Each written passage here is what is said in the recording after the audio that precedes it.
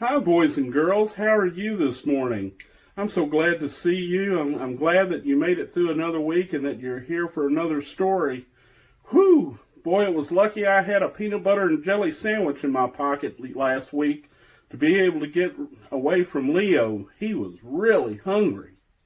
But here I am today with another special friend. This is my mother. And she's going to tell you a story today about a little girl who was really sick that Jesus helped. So sit down for a minute, be quiet, and pay attention as we listen to the story. Hello, boys and girls. My name is Miss Rose, but most people call me Grandma Moses because I'm Moses' mama. And when he was a little boy, he was a very, very good little boy. And I hope you are too. Today I'm going to read you the story of a little girl and a poor, frail lady. It's the story of Jarius' daughter from Luke 8. There was once a little girl who didn't get out of bed one morning, or the next, or the next. In fact, she didn't get out of bed for a whole month. She was very sick, and no one knew how to make her better. Jarius was her daddy, and he loved her so much.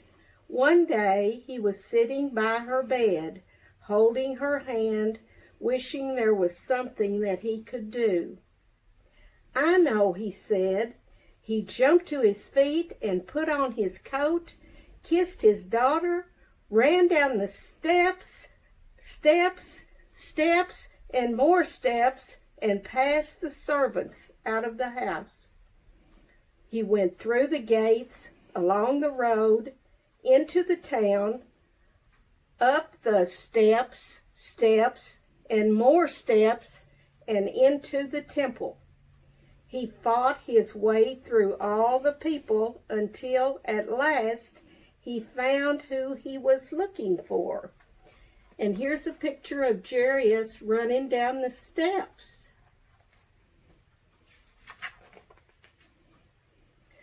"Jesus," he said, falling at Jesus' feet. "My daughter," he pleaded, "please." But he didn't need to beg, because before he'd even finished speaking, Jesus reached out his hand and helped him up. "I'll come at once," Jesus said. Jarius' eyes filled with tears. Jesus was coming. It would be all right. In those days, of course, they didn't have ambulances, so they had to go by foot. Jesus' helpers knew that he would heal the sick girl, but they must hurry. If Jesus didn't get there soon, it would be too late. Here is a picture of Jarius running up the temple steps to find Jesus, and here he is at Jesus' feet, begging him to come see his daughter.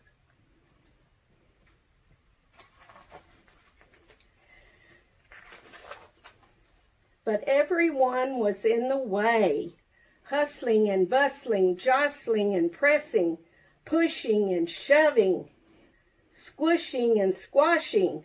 The disciples ran ahead, forcing back the crowd. Suddenly Jesus stopped.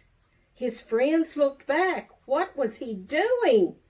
"Who touched me?" Jesus asked, because he felt power go out of him. "Me," said the frail lady, looking down at the ground because she was ashamed. The poor lady had been sick for 12 years, and she had to get well. She knew if she only touched Jesus' coat, she would be healed. So she touched his coat, and instantly she was well. "We don't have time," Jesus' friends said, but Jesus always had time. He reached out his hands and gently lifted her head. He looked into her eyes and smiled.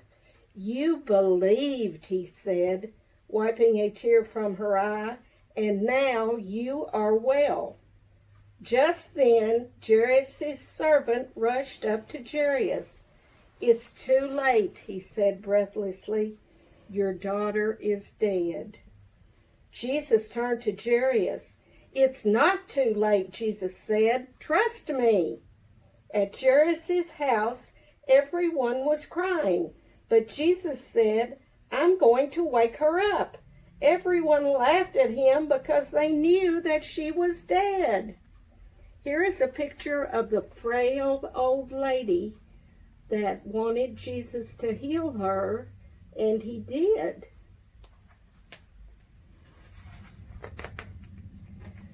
Jesus walked into the little girl's bedroom, and there, lying in the corner, in the shadows, was the still little figure. Jesus sat on the bed and looked at her pale hand. "Honey," he said, "it's time to get up." And he reached down into death and gently brought the little girl back to life.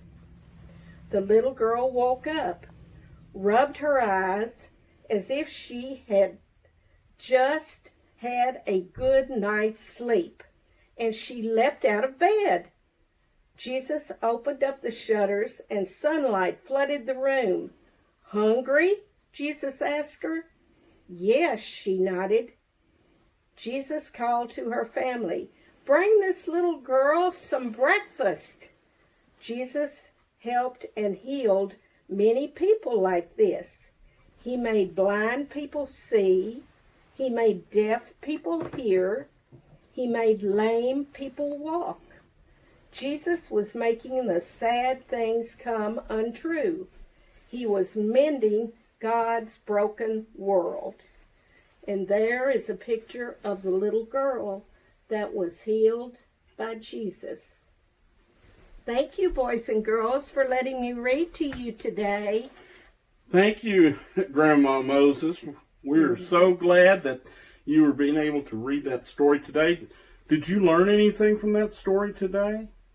I hope that you remember when things seem like they're impossible and nothing can help, that Jesus is always there ready to help us, whether it's when we're sick or when our mom and dads are not feeling well, or when things are not going right with school, or anything that goes on that is hard for us to deal with.